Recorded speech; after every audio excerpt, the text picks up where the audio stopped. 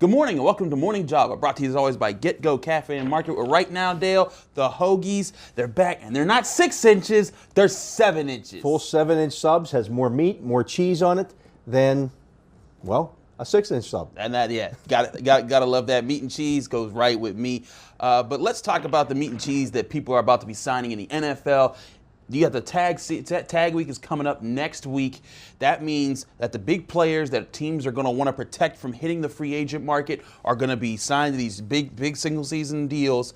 Dale, what can we expect from moves across the league from players that teams are not going to want to let go of? Yeah, Chris, starting on Tuesday, the tag period starts and that runs through March 3rd. Yeah. So you basically have the next couple of weeks here when teams start tagging some of their potential free agents. So while you look at that free agent market now and you say, oh, yeah, C.J. Mosley's going to be a free agent. D. Ford's going to be a free agent. Maybe not. Maybe not. Maybe that changes things. But the other side of that is, for example, if D. Ford gets tagged by the Kansas City Chiefs, perhaps then Justin Houston, who's set to make $21 million, That's a lot of money. gets cut. Yeah. You have some ebb and flow there to the free agent market, and that starts next Tuesday. Yeah, and that's the thing is that not only does this impact the players that become available to the Steelers, but now you're looking at, you did a piece on cornerbacks. You're looking at now the entire market could change about who's important, who's actually available, and now you're going to see those teams that have over $100 million in cap space, they'll start to pick at those guys that become available and couldn't get franchise tagged, but all of a sudden, that means that those guys that you were looking at that are just regular free agents, they might be easier to get than people have been thinking this whole time. So, Chris, one component of the free agent situation or cycle that people, I don't know that they necessarily understand. First of all, it's compensatory picks and how that works. I've been covering the league a long time, and I'm not sure I understand necessarily the ins and outs of the compensatory picks. One thing I do understand, though, is guys who are released now, guys who are released as salary cap casualties at the end of the season or even before free agency starts, are more attractive on the free agent market than guys who are just street free agents, regular free agents who are reaching free agency. And the reason for that is they don't count against your compensatory picks in the future. So if you sign, so let's say, for example, we're going to bring Justin Houston back up against, we talked about him in the first segment. If the Kansas City Chiefs release Justin Houston and the Steelers were to sign him to, let's say a 4-year, $50 million deal. Sure. And then Le'Veon Bell signs a 4-year, $50 million deal.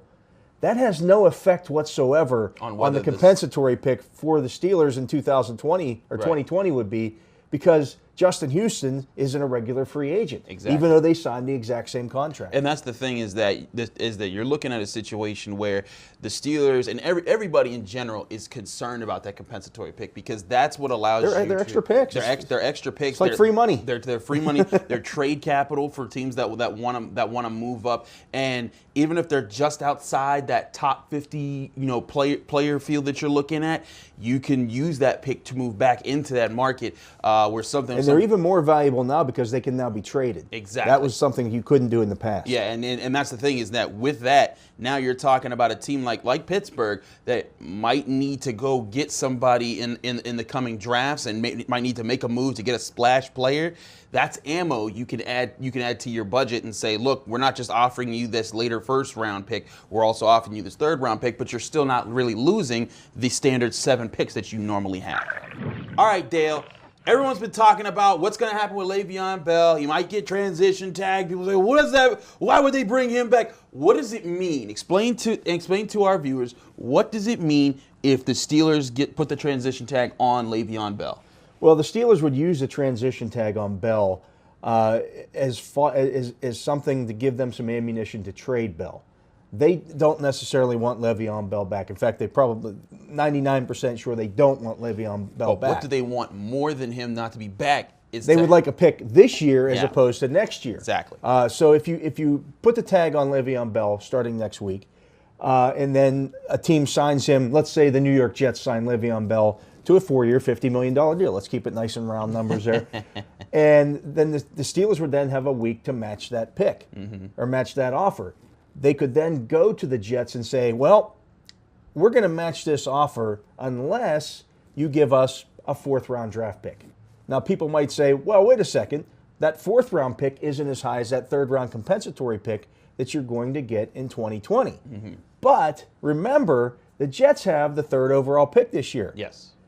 If they're going to give you a 4th round pick now, that's a high 4th round pick. That's basically a 3rd That's round basically, you're maybe giving up 5 to 10 spots in compensatory, where the compensatory pick. It's this year. And it's this year. And that's the important part, because everyone's talking about the Steelers' window because of Ben Roethlisberger.